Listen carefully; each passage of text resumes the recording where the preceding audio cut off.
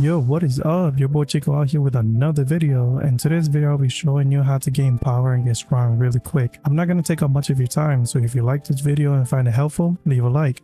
And comment down below any games you want me to play. Subscribe to not miss out on any of the uploads. Join our community Discord server to get in touch with me directly. Alright, let's begin. The trick to gaining power very fast is by using the fairy peaches on the tree to have a chance to obtain better loot.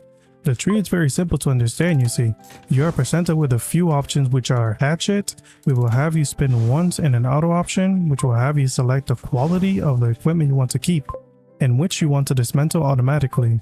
Always pay attention to apply only the equipment with better combat power, since that's the only way you will be able to gain power quickly. Here you can check your stats such as power and the items you have acquired in the game so far. It will show you all the details on how much physical attack and magical attack you have, and so much more.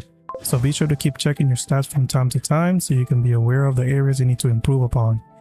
Next up is the promotion. This is by far the most important feature in the game, since without this you won't be able to gain any power past a certain point. The goal is to reach a required level and combat power stated on the screen to be able to ascend to your next realm, where you will be able to acquire better equipment from the tree, which will give you even more of a power boost. Another thing to point out is to always collect the fairy peaches when another player ascends to the next realm. You will be notified on chat when this happens, so click on the return button to collect them fast, since other players can collect them too.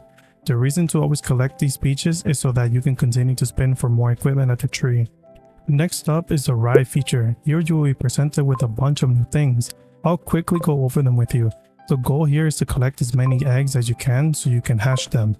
Once they hatch, you are able to summon them so they can help you in battle by giving you boosts in stats and the ability to use them as mount to travel the world more quickly. You get the option to refine and gain levels to increase your stats even more. You are able to see stats of every mythical beast in your possession, as well as able to feed them to give them more energy, and to absorb materials to level them up and make them stronger. You are able to exchange them as well, but I'm not fully sure as to how that works as of yet, since I myself don't meet the requirements to be able to test it out. Go and try out this feature on your own and let me know what else you find out that I haven't.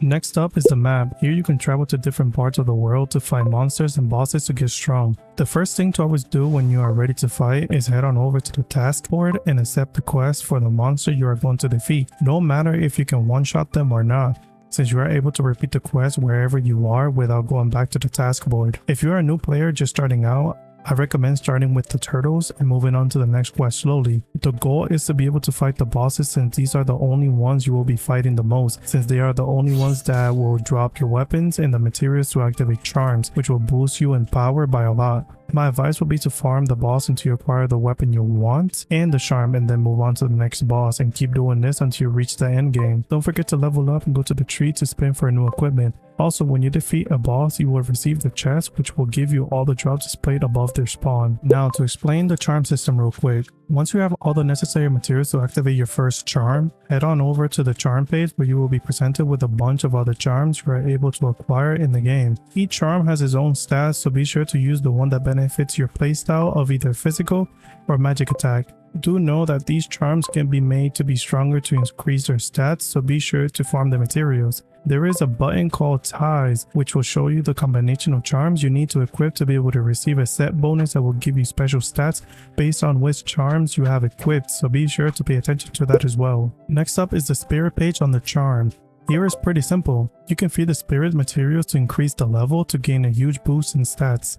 All materials have a different amount of EXP points that can be used to increase the level faster, so be on the lookout for that. Be sure to not feed the spirit the material you need to either strengthen your charms or activate new ones, and never feed them all of one material, since you will need those materials later on. If you found this video helpful, please leave a like, comment down below anything you need help with, and subscribe to not miss out on any of my uploads. Join our community Discord server to get in contact with me directly or meet new people from the community. With that said, your boy Chico is out.